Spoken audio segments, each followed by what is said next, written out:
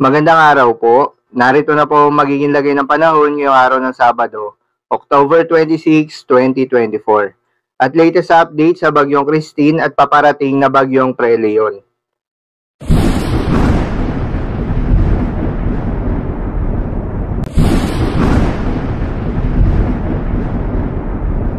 Sa kasalukuyan na tayo sa Pag-asa.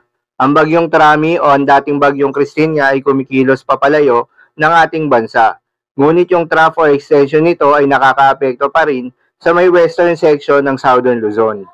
Huli nga itong namataan sa layong 745 kilometers west ng Bacnotan, La Union. Taglay ang lakas ng hangin na umaabot sa 110 kilometers per hour malapit sa gitna at pagbugso na umaabot sa 135 kilometers per hour. Kumikilos pa westward sa bilis na 35 kilometers per hour. Inaasahan nga na magkakaroon ng looping ang Bagyong Christine sa may West Philippine Sea. Kaya naman hindi inalis ang posibilidad na pumasok ulit ito ng Philippine Area of Responsibility. Nakadepende sa bagyo na nasa silangan ng Philippine Area of Responsibility at iba pang weather system ang senaryo na ito. Ang posibleng pag-U-turn ng Bagyong Christine ay hindi nangangahulugan na ito ay muling tatama sa Luzon. Samantala itong Tropical Storm Kongray naman ay nasa labas pa rin ng Philippine Area of Responsibility at huli naman itong namataan sa layong 1,630 kilometers east ng Central Luzon. Taglay ang lakas ng hangin na umaabot sa 65 kilometers per hour malapit sa gitna at pagbugso na umaabot sa 80 kilometers per hour. Kumikilos pa westward sa bilis na 30 kilometers per hour. Inaasahan na nga itong papasok ng Philippine Area of Responsibility ngayong gabi o bukas ng madaling araw at tatawagin ito sa pangalang Bagyong Leon. Sa kasalukuyan ito ay kumikilos pahilagang kanluran at inaasahang magbabago ng direksyon patungong kanluran, hilagang kanluran sa Lunes at magtutuloy-tuloy na patungo sa hilagang kanluran. Bagamat malayo ito sa kalupaan ng ating bansa, posibleng lumakas si Bagyong Kongray bilang isang severe tropical storm bukas ng linggo at maging isang typhoon category sa Lunes.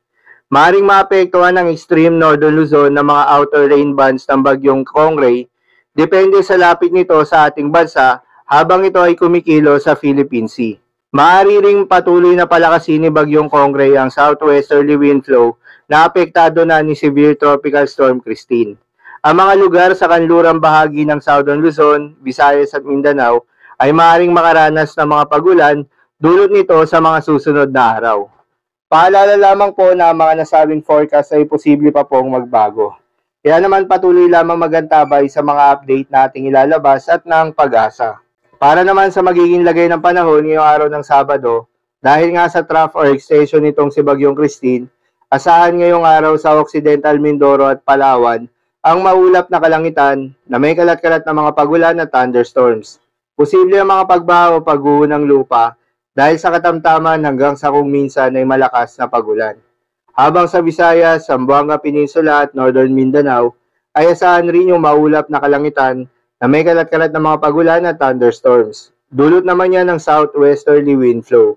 Posible rin na mga pagbaha o pagguho ng lupa dahil sa katamtaman hanggang sa kung minsan ay malakas na pagulan. Habang sa Metro Manila at nalalabing bahagi pa ng ating bansa, ay asahan naman yung bahagyang maulap hanggang sa maulap na kalangitan na may kalat-kalat na mga pagulan o thunderstorms. Dulot naman yan ng mga localized thunderstorms. Posible rin ang mga pagbaha o pagguho ng lupa during severe thunderstorms.